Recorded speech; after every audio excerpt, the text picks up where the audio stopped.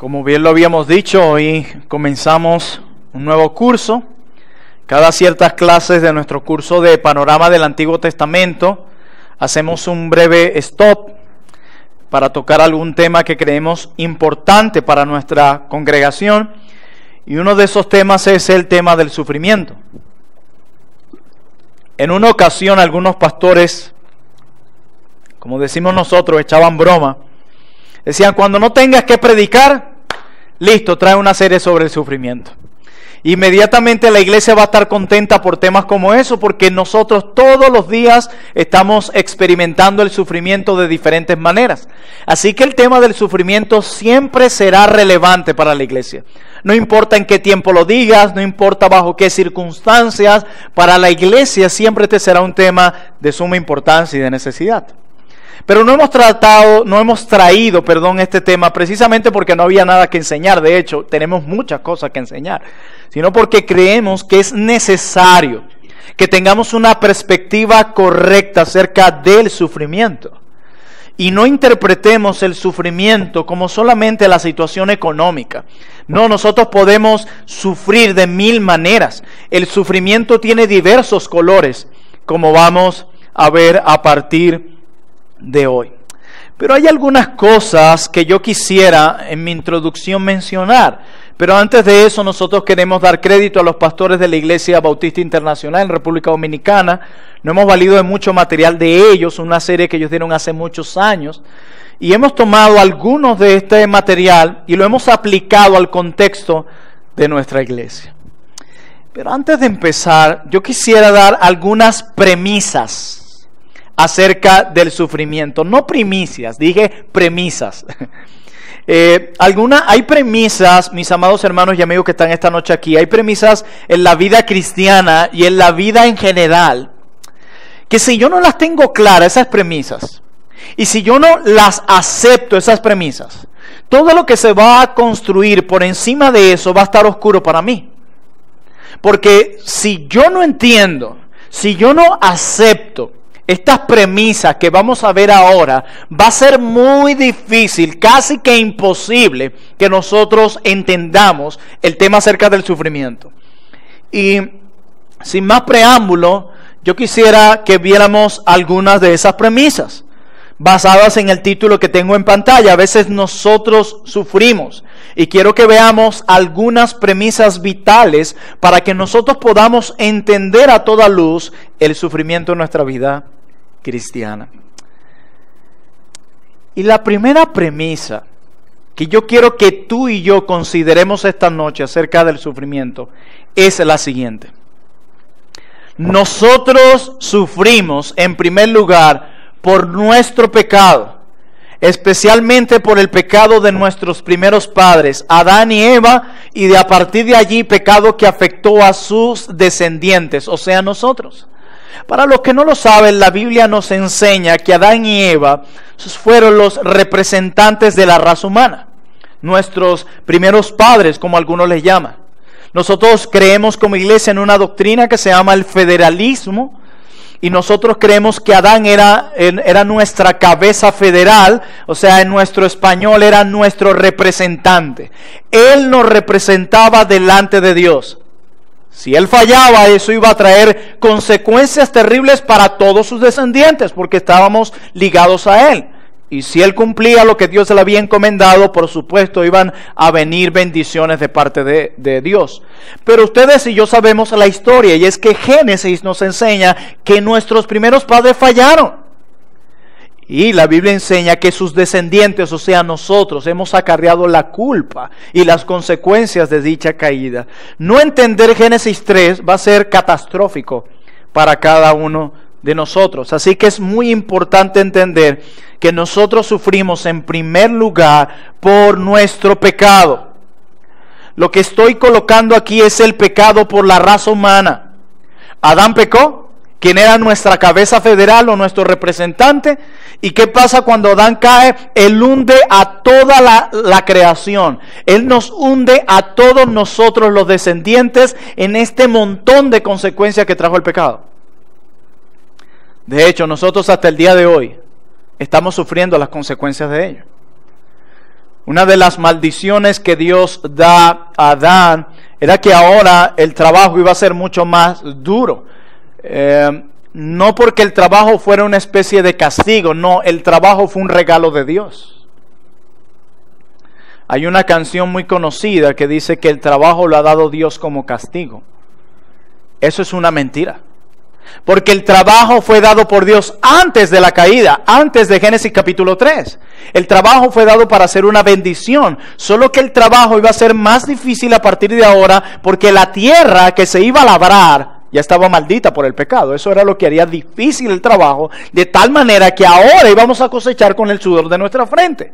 Y otro de las consecuencias y las maldiciones que dice Dios, incluso ahora vas a sentir dolor cuando vayas a parir.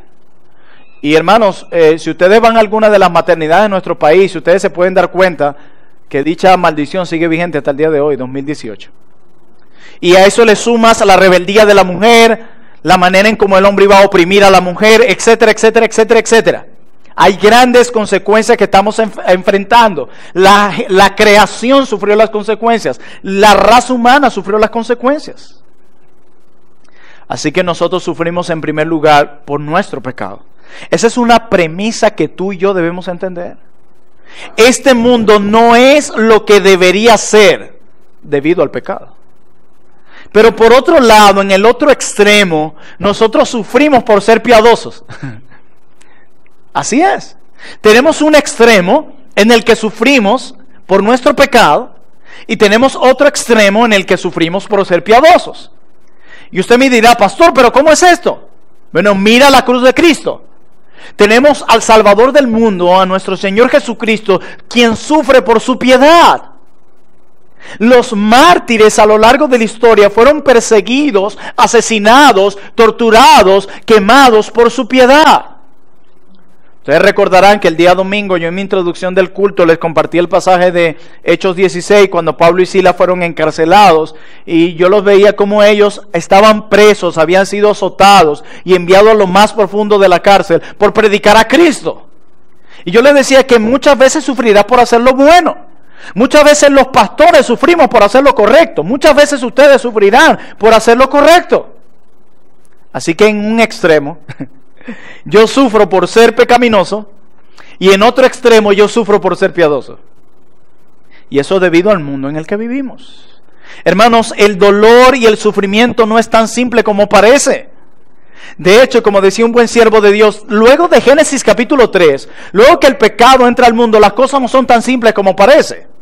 Si no miremos nuestros propios matrimonios, familias, iglesias, los problemas más grandes surgieron de los problemas más tontos.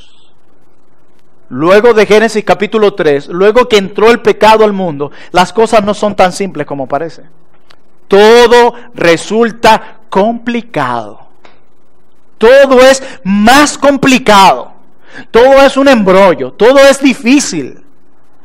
Pero en segundo lugar, si vamos a entender por qué sufrimos, debemos recordar y entender que vivimos en un mundo caído, lleno de dolor y de sufrimiento. O sea, no solamente yo debo entender que una de las razones por la cual sufrimos es por el pecado y sus consecuencias. Y una de las consecuencias que trajo el pecado, según Génesis capítulo 3, es que la creación misma se vio afectada por el pecado.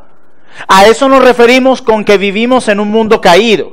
La creación misma fue afectada. El dolor y el sufrimiento están a la puerta todos los días. Mientras este mundo no sea restaurado, los periodistas tendrán mucho trabajo. Hay muchas malas noticias que seguir comunicando, porque vivimos en un mundo caído. Hermanos, la norma en este mundo caído es que tú y yo vivimos en el dolor. Lo normal en un mundo caído es el dolor. De hecho, lo extraño en un mundo afectado por el pecado es la ausencia de dolor. ¿Sí me entendieron? Lo común es el dolor. Lo extraño es la ausencia de ese dolor. De hecho, cuando nosotros decimos, wow, qué difícil están estos tiempos, y nos asombramos como si fuese algo extraño. Es algo común. Eso es lo común, que este mundo se esté cayendo en pedazos. Es común. Está enfrentando las consecuencias del pecado. Vivimos en un mundo caído.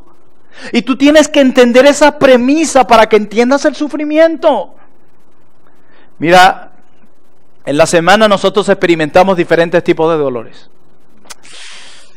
Algunos nos duele la cabeza, a otros nos duelen los ojos, a otros se nos ofenden, otros fueron rechazados, otros están en el tráfico por largas horas, otros nos duelen las cosas a un nivel más alto. Todos estos son estragos, consecuencias de vivir en un mundo caído. Esta es una experiencia y una sensación incómoda, ¿verdad? Pero es natural. ¿Escucharon eso? Es incómoda, es una sensación dolorosa, pero es natural porque vivimos en un mundo caído. Hermanos, la ausencia de dolor, la ausencia de sufrimiento es lo extraño. Lo común es el dolor. ¿Qué se puede esperar de un mundo caído? No debemos extrañarnos. Es como te digan aquí, que llegue alguien aquí a Venezuela y te diga, qué extraño tener que hacer una cola para mí. No, eso es común. Qué extraño ver las camionetas que no cabe nadie allí. Eso es lo común. ¿Qué podemos esperar en un país que está pasando por situaciones muy tristes y difíciles? Eso es lo común. No debe extrañarnos, aunque no deja de entristecernos. Pero igual en un mundo caído, la ausencia de dolor es lo extraño. El dolor y el sufrimiento es lo normal. ¿Entendemos eso? Porque estamos en un mundo caído. Mire, si yo no entiendo, si yo no acepto estas premisas, es imposible tratar de entender el dolor y el sufrimiento. Porque vamos a decir, pero ¿por qué tenemos que sufrir tanto? El pecado y sus consecuencias, y vivimos en un mundo caído que ha sido afectado por el pecado. Es normal que esto suceda. De hecho, que todo marche bien sería extraño porque estamos en un mundo que ha sido afectado por el pecado, por los males más terribles. De manera que muchas veces, decía alguien, estamos tratando de leer el periódico sin aprender a leer. ¿Se imaginan a alguien leyendo el periódico? ¿Qué tal? ¿Tú entiendes lo que lees? No, y eso es que yo no sé leer. Yo me debo llevar por las fotitos que tienen aquí. Bueno, la premisa para que yo pueda leer los periódicos es que yo debo aprender y conocer primero las vocales, el abecedario y otras cosas. Sin esas premisas, yo no voy a poder aprender a leer el periódico, ¿cierto? Bueno, sin estas premisas que yo les acabo de decir, que estamos en un mundo que ha sido afectado por el pecado y sus consecuencias, que vivimos en un mundo caído, si no entendemos esas premisas, va a ser muy difícil que tú entiendas lo que te está pasando. Como la misma razón, tú necesitas aprender ciertas cosas para poder entender el periódico. Mira, el apóstol Pedro nos recuerda en su primera carta, capítulo 4, versículo 12, no tengo ese texto aquí. Pedro nos dice en su primera carta, capítulo 4, versículo 12, que el dolor y el sufrimiento es algo normal. De tal manera que nosotros no deberíamos extrañarnos por el dolor y el sufrimiento. Y cuando se escribe esta carta, se cree que estaban bajo persecución por su fe.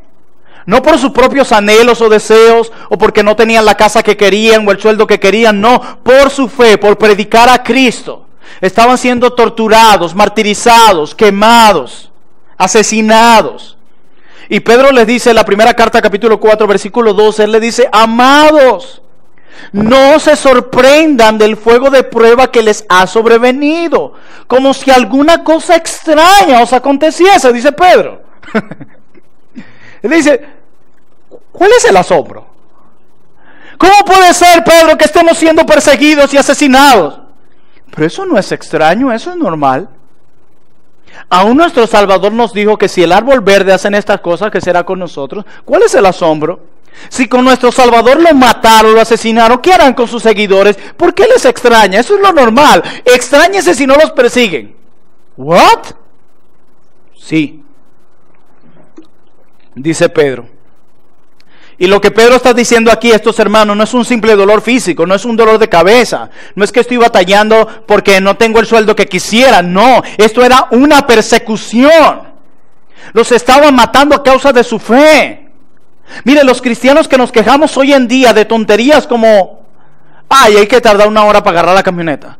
No sabemos realmente lo que es sufrir. El sufrimiento que experimentaron nuestros hermanos por predicar el evangelio por la causa de Cristo fue mucho mayor al que tú tienes. Nosotros realmente no estamos sufriendo si lo comparamos. Y Pedro dice que ha venido una prueba. Y esa prueba era persecución. Y hermanos, cuando Dios prueba a sus hijos no es para hacerlos sufrir. Dios no es una especie de tirano que le gusta verlo sufrir, que se ríe a carcajadas cuando tú estás sufriendo. No, ese no es Dios. Nuestro Dios no es una especie de tirano. Nuestro Dios es un padre que ama a sus hijos. Ese es nuestro Dios. De hecho, nuestro Dios no quiere que suframos. Tanto así que Él nos ha prometido una ciudad celestial donde una de las cosas de las que están ausentes es el dolor. Dios no quiere que experimentemos dolor. Dios no quiere que estemos ansiosos. En un momento le dice a sus discípulos que no se turbe vuestro corazón. Confiad, tranquilos. Nuestro Dios quiere que vivamos en paz y reposadamente con Él. De hecho, una de las cosas que ha prometido nuestro Dios es gozo. ¿Por qué promete eso? Porque Él quiere eso, que lo tengamos. ¿Por qué nuestro Dios dice, mi paz os dejo, mi paz os doy? Porque Él no quiere que vivas intranquila. Dios no quiere que vivas intranquilo. Dios no quiere que vivas angustiado. Él quiere que tengas paz y por eso Él lo ofrece. Tanto así que dice, eso sí, yo no lo doy como el mundo la da. Es increíble. Nuestro Dios no es un tirano, así que Dios no prueba a sus hijos para hacerlos sufrir, porque Él se plazca en eso. No, Dios prueba a sus hijos para pulirlos. Para lo que nosotros llamamos santificarlos, hacerlos una réplica de Cristo en esta tierra. Y créeme, tú y yo necesitamos ser pulidos. Tú sabes que hay cosas en tu carácter que están mal. No venimos aquí a mentirle a nadie, tenemos que ser honestos. Hay cosas en nuestros corazones que no están bien. Hay cosas que estamos haciendo que no están marchando como deberían. Estamos pensando de una manera que es incorrecta que piensa un cristiano. Estamos persiguiendo cosas y anhelando cosas que tú sabes que no está bien que las anheles. Tenemos que estar conscientes de eso. Nosotros estamos tratando de encontrar satisfacción y plenitud en cosas que tú sabes que están mal, que tú sabes que son temporales y ficticias. Tú no necesitas tener un PhD en teología para saber eso. Tú lo sabes. O sea que si hay algo que tú y yo sabemos que necesitamos es ser pulidos por Dios, y nuestro buen y amoroso Padre dice, ahí te va el sufrimiento para pulirte. No porque Él se mofe o se ría a carcajadas porque tú sufras. No, y lo vamos a ver hoy. Así que si yo no tengo mis expectativas en el lugar correcto, yo no voy a tener la aceptación necesaria, yo no voy a vivir agradecido con Dios. Y nuestro problema es que tenemos expectativas muy altas de este mundo. Nosotros nos imaginamos Alicia en el País de las Maravillas, solo que le cambias el nombre de Alicia y le pones el tuyo. Plinio en el País de las Maravillas. Nosotros soñamos con eso, con el mundo perfecto, y creemos que es aquí. O como en estos días compartíamos en la oficina y un hermano decía, ¿cuál es el afán de la gente de quedarse a vivir en este mundo? No entiende que somos extranjeros. ¿Cuál es el afán? Yo tengo expectativas muy altas del mundo. Y cuando me encuentro con este mundo caído, que no supera mis expectativas, porque ha sido afectado por el pecado el mundo entero, yo me deprimo. Y empiezo a buscar un lugar que llene mis expectativas. Y así ando. Porque es que yo tengo expectativas muy altas. Eso pasa como un esposo. Él se casa con su mujer y él tiene expectativas muy altas de ella. Cuando ella no llena sus expectativas, él empieza a desanimar con respecto a ella y empieza a buscar otra mujer. Cuando empieza a buscar a la otra mujer, él dice, oh, esta sí llena mis expectativas. Pero con el primer momento todo es felicidad. Cuando la empieza a conocer, dice, oh, tampoco llenó mis expectativas. Igual con una iglesia, el que tiene expectativas y va a la iglesia y va a trono de gracia y dice, mis expectativas son estas, estos pastores me van a amar tanto, tanto, tanto que yo voy a tener que decirle, quítense de encima de mí. Mire, el pastor Rubén y el pastor Plinio, mire, ellos van a averiguar cuál es mi dulce favorito, me lo van a llevar los miércoles, los días domingo, ellos van a ir a buscar a mi casa, ayudarme a limpiar, ellos me van a ayudar con la crianza de mis hijos, van a discipular a mi esposo, ellos cada domingo que yo lleve junto con sus miembros me van a saludar, me van a apapachar, y todos, el 100% de los miembros se va a acordar de mi cumpleaños. Ellos me van a desbordar en amor, mucho en amor. Pero cuando llegas a trono de gracia y ves que los pastores están saturados, que son imperfectos, que tienen problemas y que los miembros de esa iglesia también están esperando lo mismo que tú, y como están esperando lo mismo que tú, también se cruzan de brazos, porque ellos también están esperando que alguien venga, los salude, les ame, les dé amor, los cargue, los amapache. Entonces cuando tus expectativas no son llenas con la iglesia, y donde dice, me voy porque a esta iglesia le falta amor. Y bueno, si tienes razón, siempre nos va a faltar amor. De hecho, a ti te falta amor porque te estás yendo dejándonos con problemas y nos estás dejando al abandono. Así que a ti te falta amor también. Todos, porque tenemos expectativas muy altas. Y yo necesito que tú hoy bajes tus expectativas de este mundo, porque como tienes expectativas muy altas, te cuesta entender lo que vives todos los días, porque tus expectativas están por el cielo. Y como este mundo, debido a que ha sido afectado por el pecado, no puede cubrir esas expectativas, te vas a deprimir y nadie va a poder llenar tus expectativas, ni en el matrimonio, ni en la crianza de los hijos, ni en la iglesia, ni en el trabajo, nada. Estás en un mundo caído, lleno de pecadores, donde tú eres uno de ellos. Bienvenido al club. Como el que dice, yo no voy a la iglesia porque hay muchos hipócritas. Bienvenido al club, hipócrita. Porque todos tenemos cosas que avanzar y corregir. A mí me asombra cuando la gente siempre se ve fuera del problema en la iglesia. El problema lo tienen los demás, yo no. Eso es un problema. Eso es un problema grave.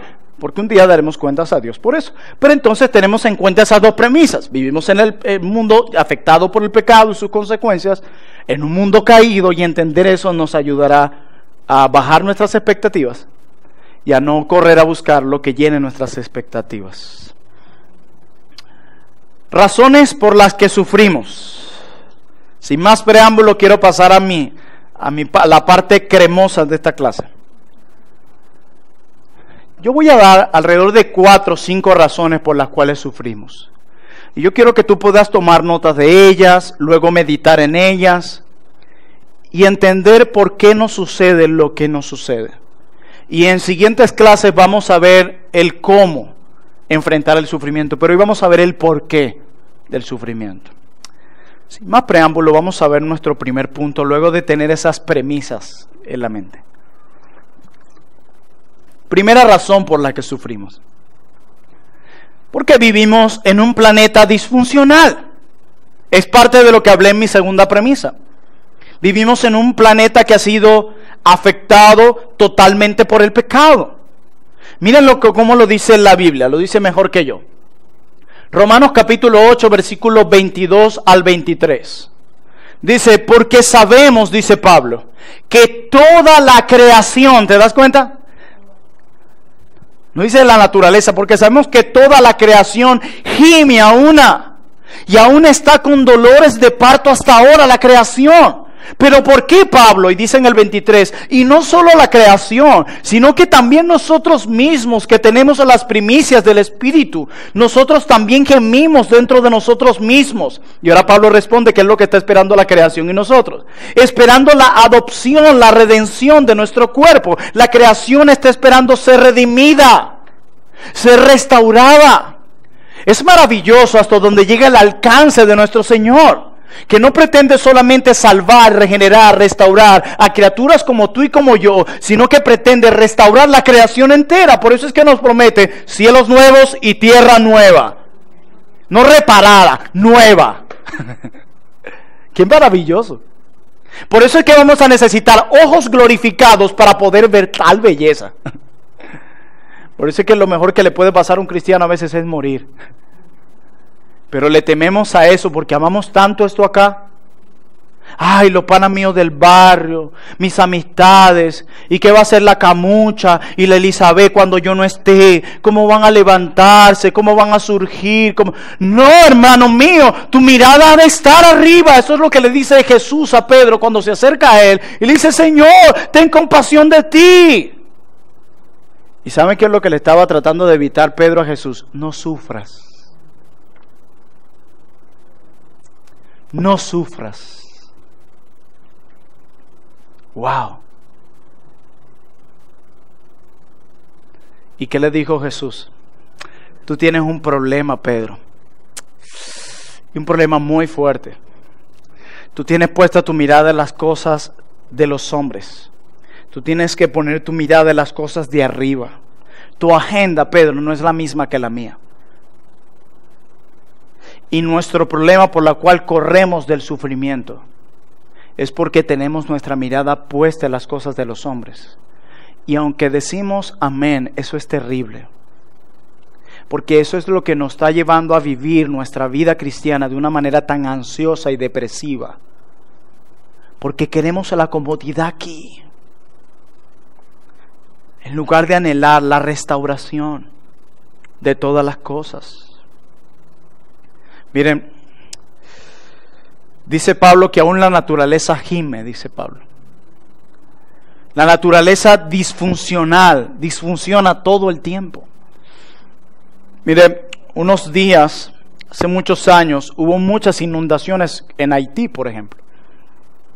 Y fue horrible, y al mismo tiempo que había inundaciones en algunas zonas de Haití, habían zonas del mismo Haití que estaban extremadamente secas, donde habían personas y animales muriendo de sequía. Y al mismo tiempo, en otro extremo de Haití había un exceso de agua, pero en el otro extremo había una gran sequía. Y en el otro extremo, exceso de agua. ¿Y qué es esto? Un planeta disfuncional. ¿Y quién es el culpable? Adán y Eva. Así es. Nuestros representantes. Mira, hermanos, hay un solo requisito para que tú y yo suframos. Y me van a levantar la mano los que lo tienen. Si usted tiene ese requisito, levante su mano. Hay un solo requisito, yo tengo aquí en mis notas. Se dice: el único requerimiento para que a mí me pase algo y experimente el sufrimiento y el dolor en este mundo es que yo sea un ser humano. Oh, todos llenan el requisito, qué bien. Bienvenidos al club del sufrimiento. Así es el único requisito. Lo único que se requiere para que tú y yo suframos es que seamos un ser humano. Así que nosotros debemos esperar el dolor. Como decía Pedro, no se sorprendan por el fuego de prueba. No se sorprendan como si alguna cosa extraña os aconteciese. Es normal. De hecho, la ausencia de dolor es lo extraño. El dolor es lo normal. Vayamos a nuestra segunda razón por la cual sufrimos. En ocasiones, el dolor y sufrimiento es de juicio. Así es.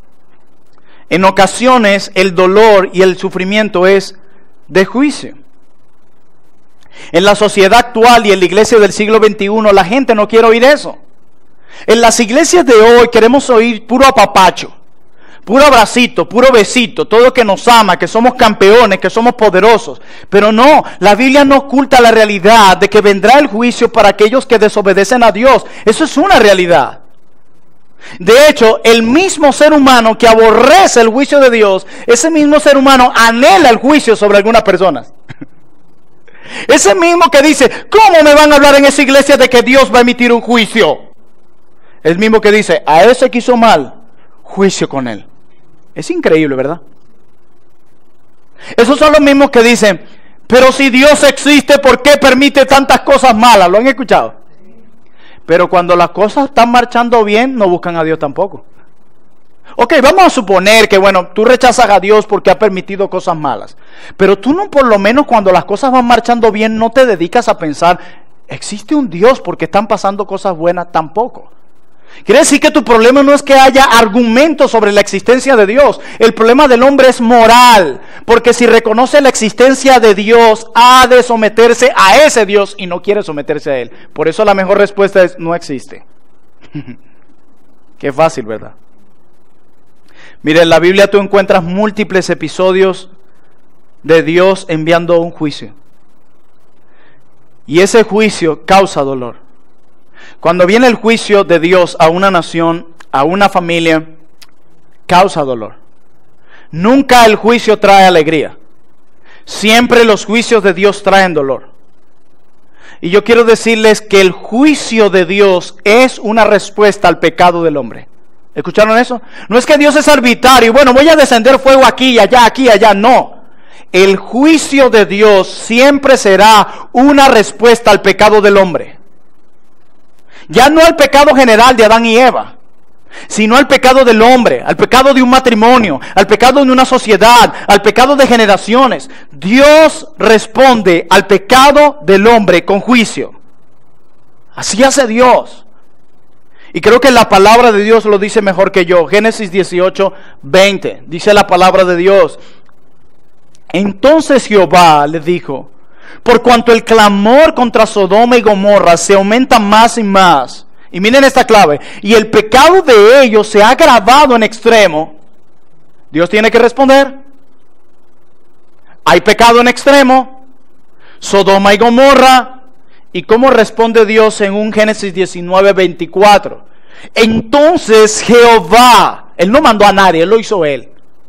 Entonces Jehová hizo llover sobre Sodoma y sobre Gomorra azufre y fuego de parte de Jehová desde los cielos. ¿Cuál fue la respuesta de Dios ante el pecado?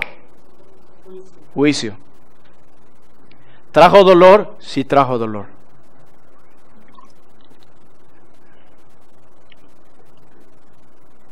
Ahora entendemos otra razón del dolor y del sufrimiento. Es el juicio de Dios sobre el pecado.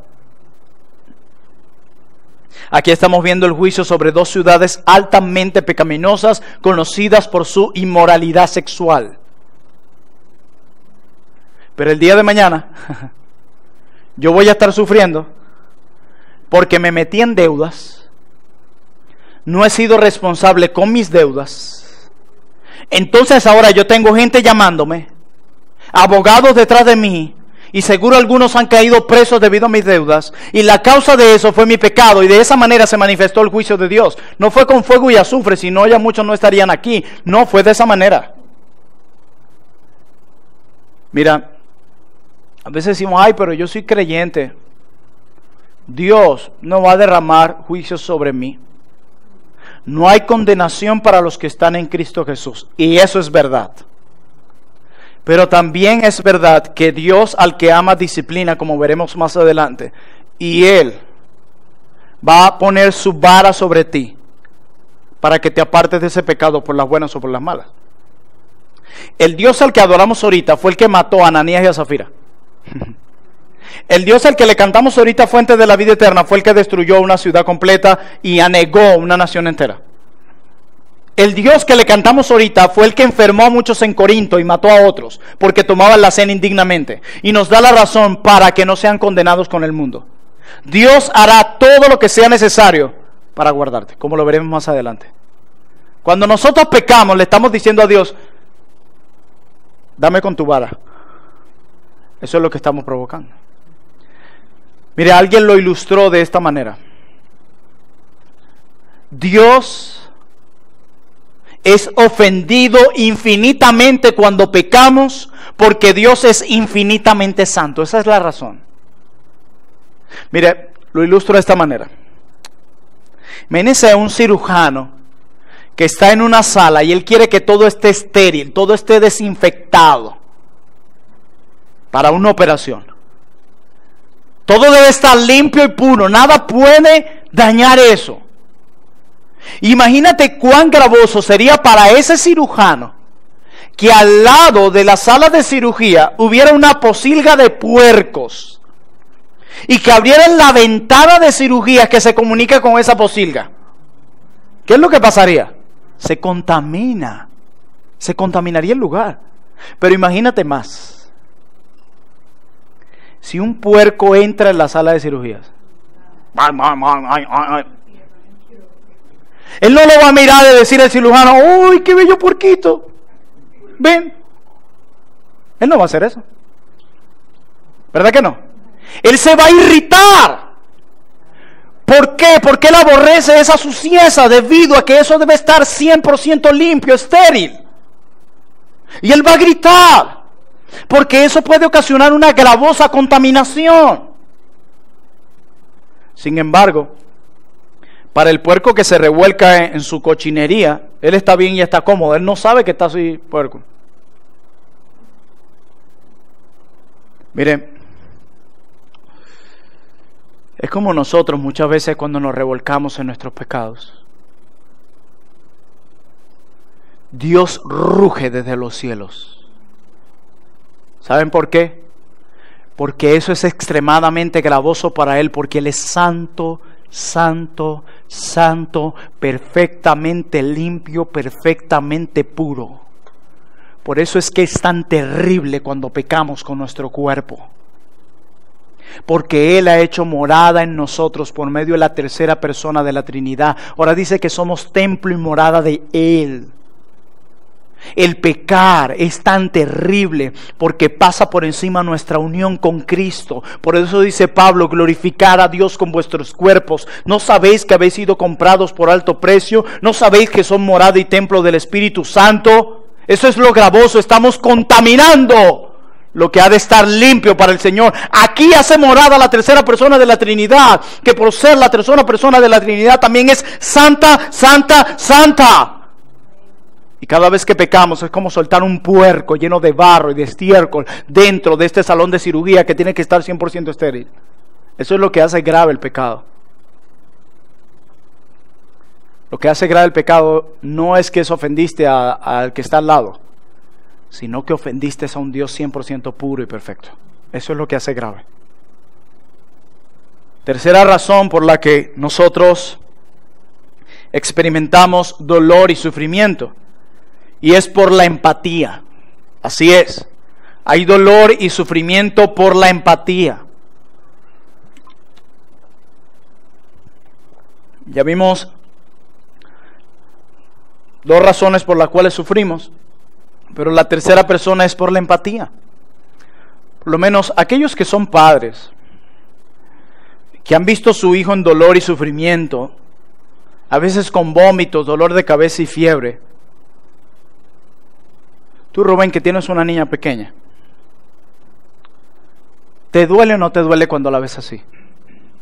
Vomitando, con fiebre.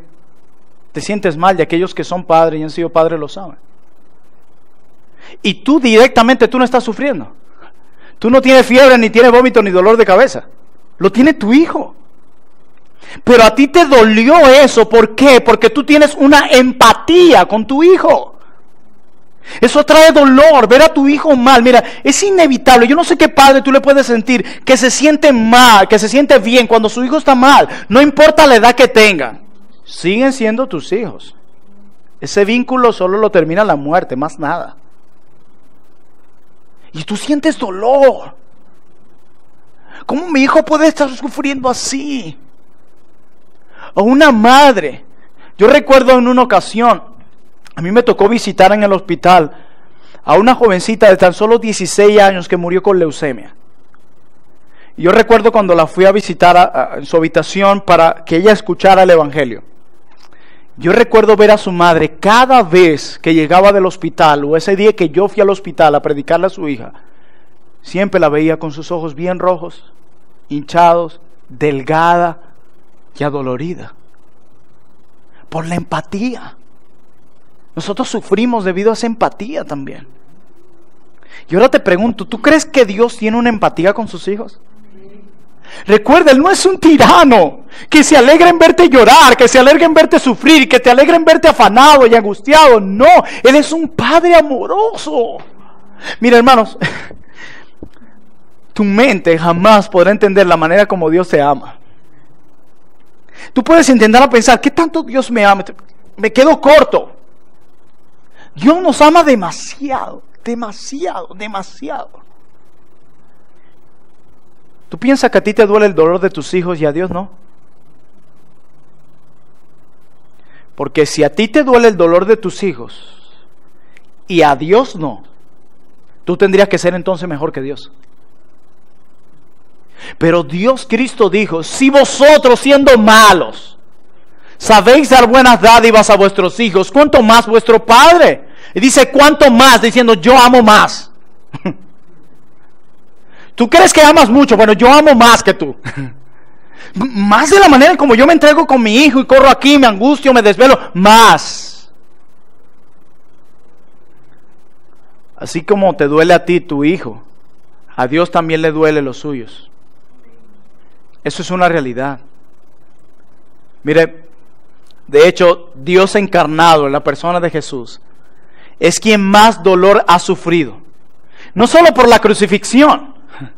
Lo que trajo tanto dolor en la cruz del Calvario Jesús no fue la crucifixión en sí, porque en aquel tiempo muchas personas eran crucificadas. Ustedes recordarán la historia que Cristo tenía a un ladrón a su derecha y otro a su izquierda que también estaban siendo crucificados.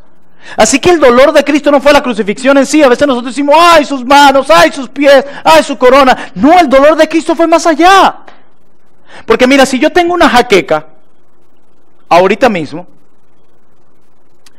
y aquí hay 50 personas más con jaqueca, yo no estoy sufriendo mi jaqueca 50 veces más. No, estoy sufriendo mi jaqueca. Y tú estás sufriendo tu jaqueca. ¿Cierto? Porque el dolor entre nosotros no es acumulativo. No lo es. Pero cuando Cristo fue a la cruz, Él llevó el pecado de todos nosotros. Su dolor sí fue acumulativo.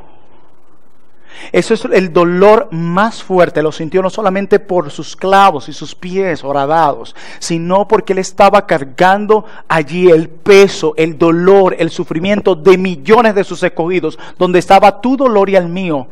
El dolor de Cristo sí fue acumulativo. Por eso solamente Dios podía soportar tal dolor, porque Cristo es Dios. Él pudo soportarlo por ello. Dice la Biblia que en Él Dios decidió cargar en Él el pecado de todos nosotros. Sobre la única persona que el dolor y el pecado ha sido acumulativo, esa es la persona de Dios, encarnado en Cristo. Y eso le produjo un dolor infinito. Y solo pudo soportar ese dolor infinito un ser infinito. Cuarta razón por la que sufrimos. Sufrimos como disciplina preventiva. Sufrimos como disciplina preventiva.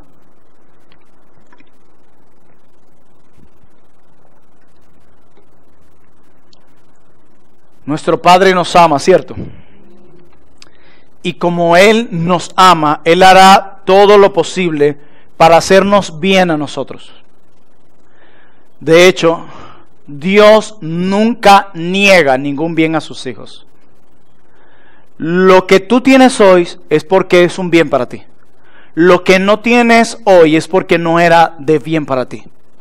Porque ningún padre niega ningún bien a sus hijos. Algunos dicen, pero es que Dios no responde mis oraciones. ¿Por qué? Porque le pedí me sanara y no me ha sanado. Es que los no de Dios también son respuesta.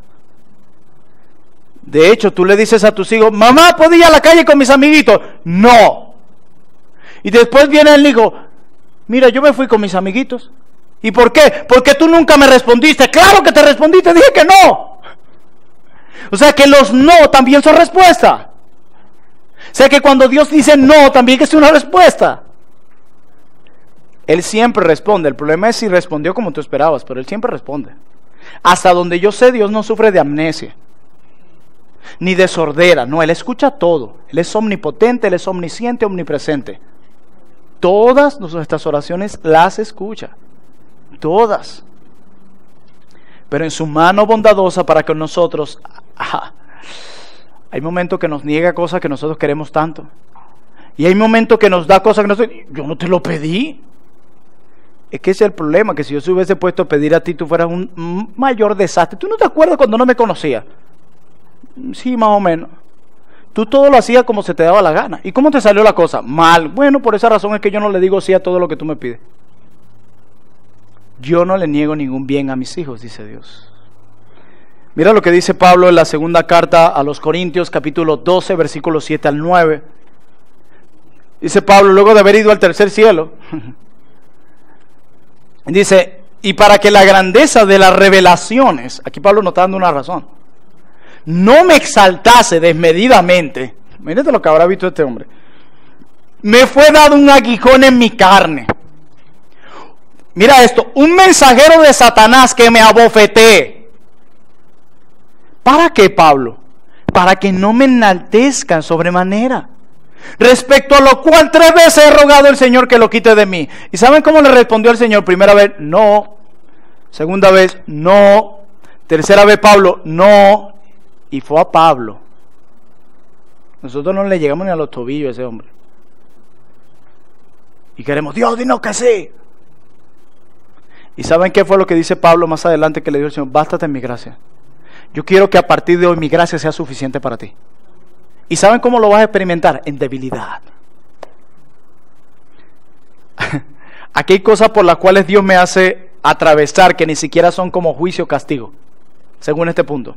Aquí no es juicio ni castigo, sino que Dios dice a Pablo aquí, Pablo, yo necesito que tú pases por esto para evitar que te pase esto.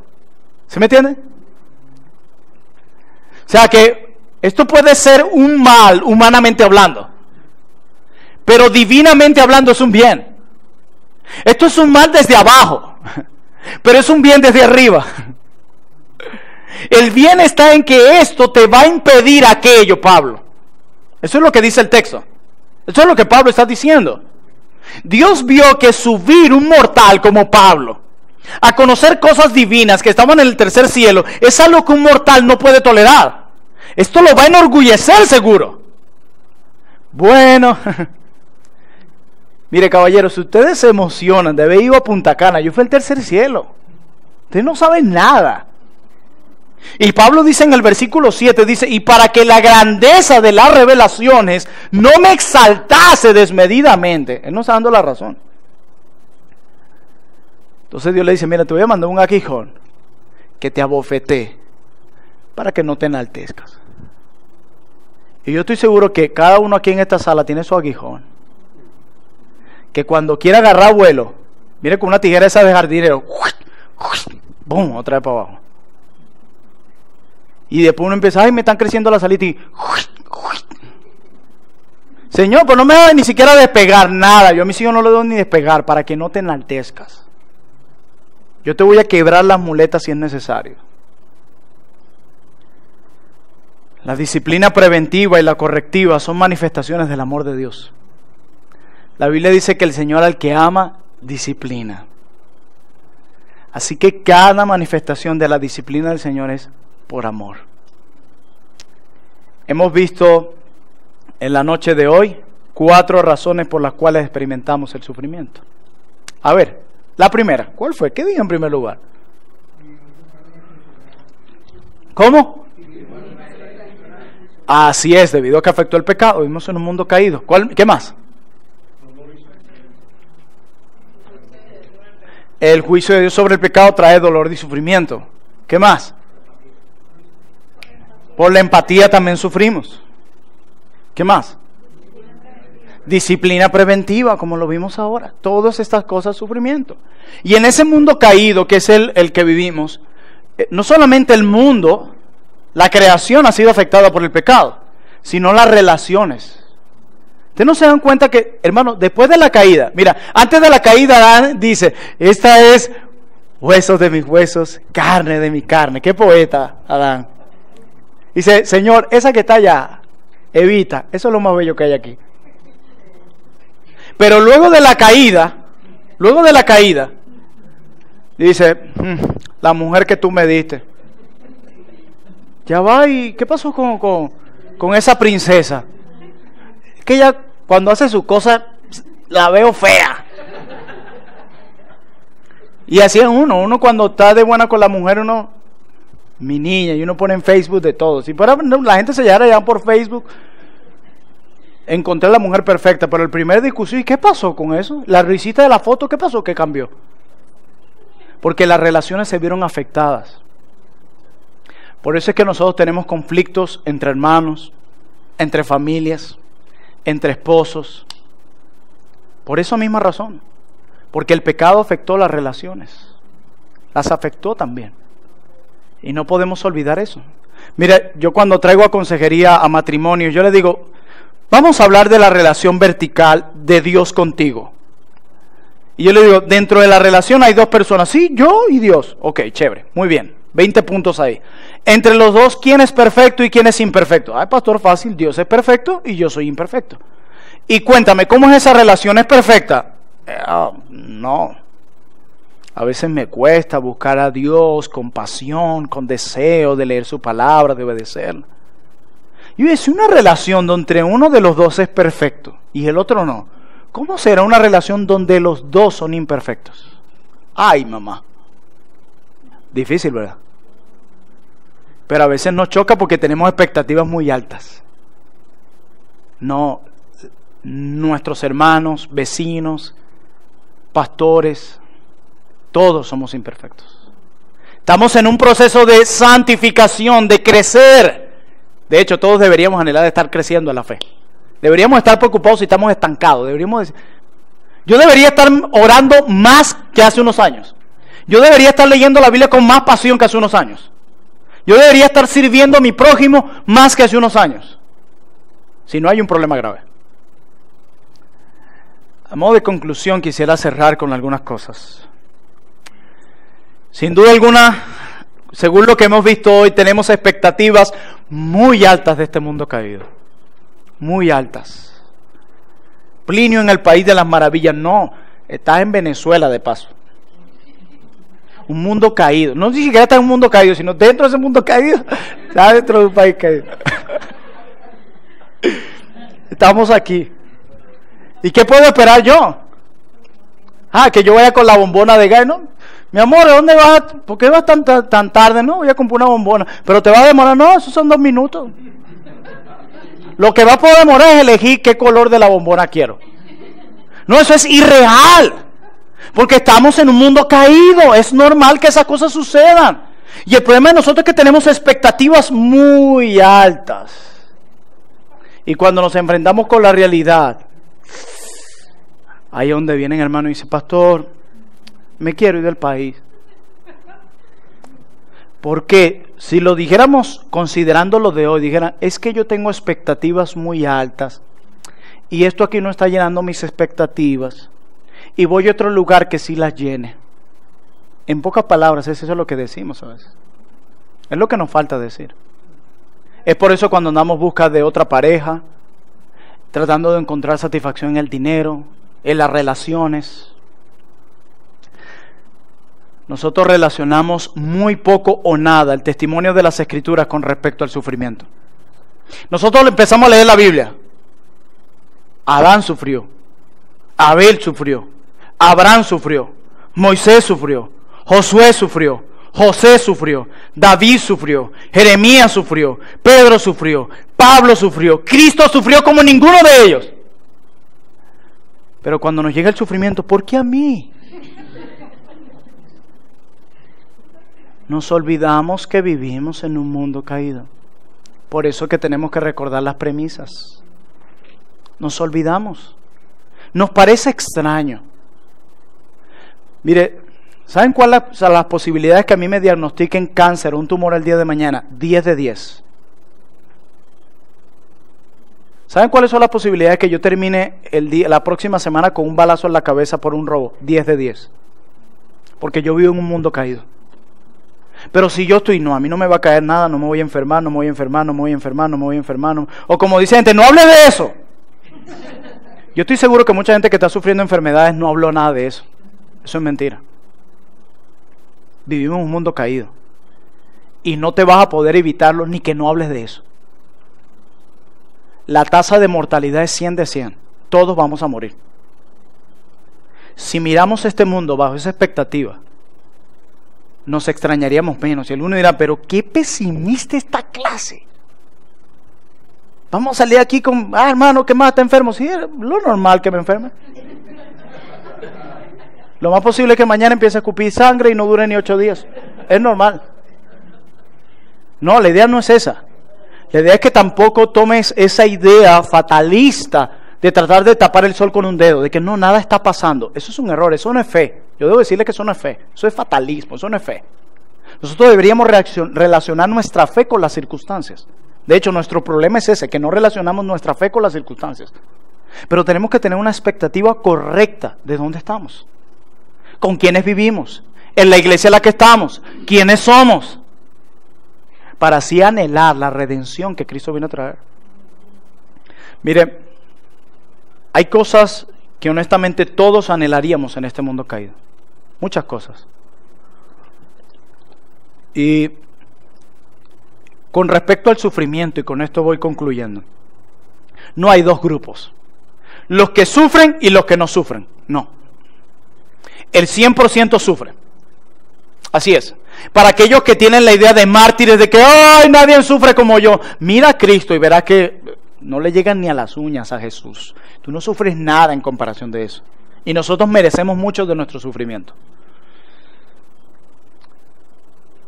Y nosotros pensamos, hay dos grupos. Ay, yo no creo que el hermano tal sufra tanto como yo.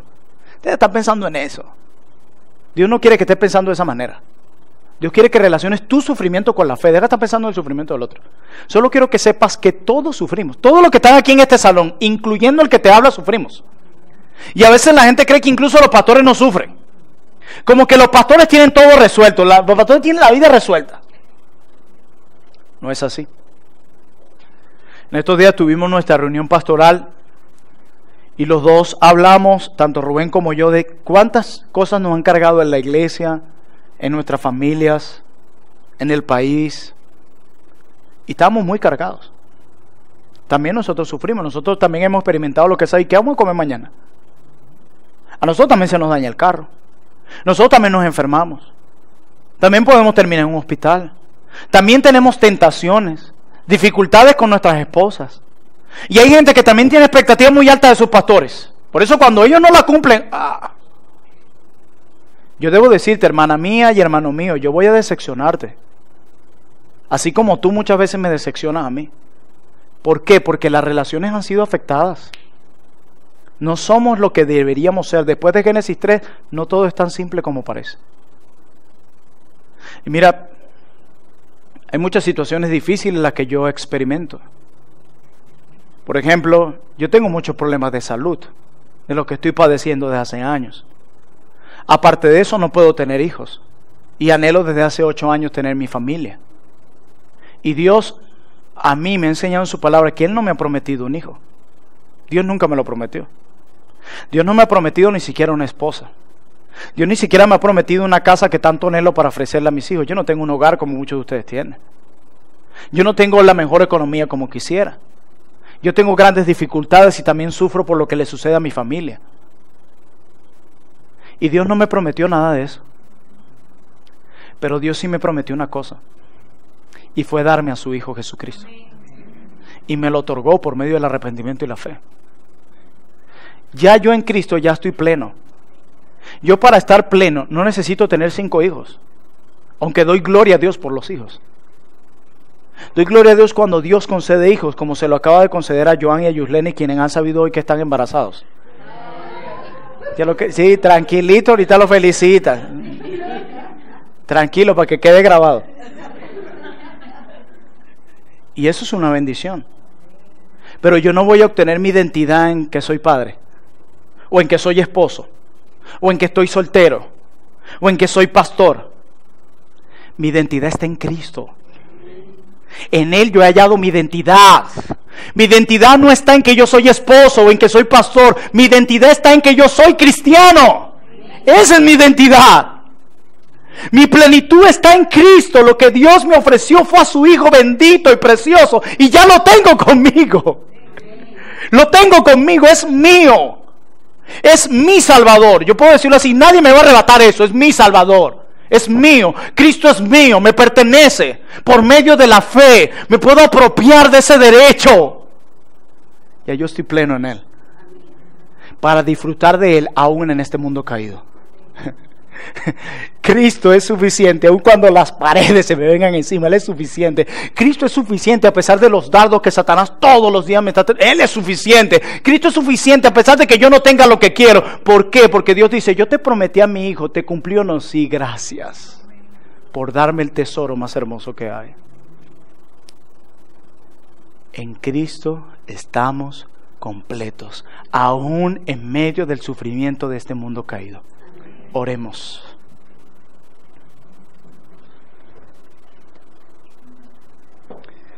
Vamos a orar a Dios y vamos a pedirle que nos ayude a tener expectativas correctas de este mundo, que nos ayude a tener una expectativa clara de lo que aquí sucede y aferrarnos a Él como el mayor tesoro y como aquel que restaurará todas las cosas cuando venga. Bendito Dios, bendito Dios, bendito Dios, bendito